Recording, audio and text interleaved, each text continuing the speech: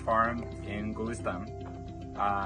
Now we're here and we can see this thing ready, and it's such a fulfillment when you design something from scratch, develop something, to see it come to life, being built, and then enjoy the fruits of it. Traditional solar farms generate clean electricity, but they require large land areas that are removed from agricultural production. Agrivoltaics enables solar energy and agriculture to operate efficiently on the same land.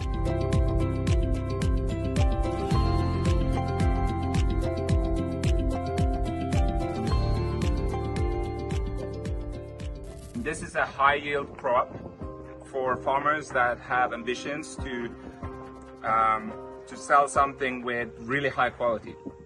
And now with the solar panels here, the farmer gets a double yield from his land, which is very interesting. Normally in Uzbekistan and very warm countries like this, they have to shade the crops. As you can see, the rest of the field are using the conventional shade nets. In the future, the farmer hopes to expand and have more solar panels on his field. And we think this is a great solution for Uzbekistan. You get the solar power, you get shading of your crops, and you don't need to kind of redo the nets every so often, like every 3 years, 4 years. And there's less garbage of that and less cost, so there's savings there. And you get the double yield. You get the solar energy from your land, and you get to grow what you need. Under here, there's also some kind of microclimate that happens, and evaporation from the soil is way less. So in that way, and using the drip irrigation to control the watering, this works really well. So we are excited. We are excited about doing this in bigger scale. We're excited about seeing this becoming not something just a few people can do, but something of a standard that most people do if they are doing especially these kind of crops like raspberries, blueberries, etc.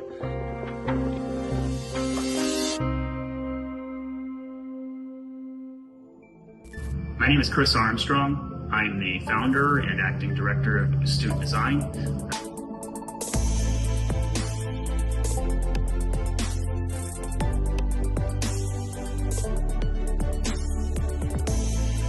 For this particular project, our client Provitaz approached us and gave us a set of requirements that they were looking for in this unique, bespoke agrivoltaic solar installation design. Those requirements included everything from what kind of meteorological conditions they expected the structure to have to withstand on the site, things like wind and snow load, as well as just the mass of the installed solar panel arrays themselves.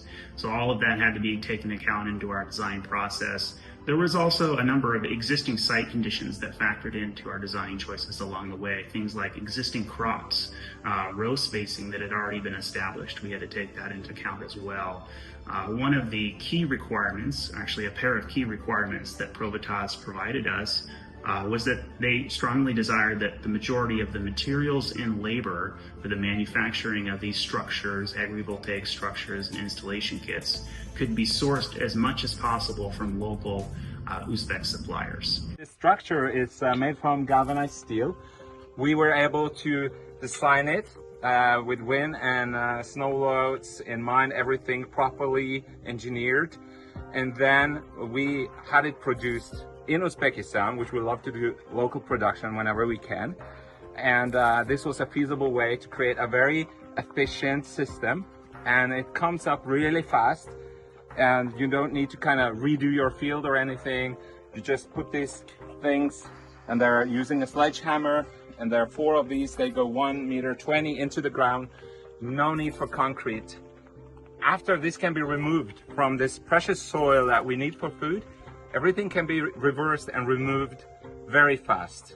No concrete in the soil, so this is very, very low impact. For Uzbekistan, where food security, water efficiency, and energy diversification are national priorities, agrivoltaics offers a strategic solution.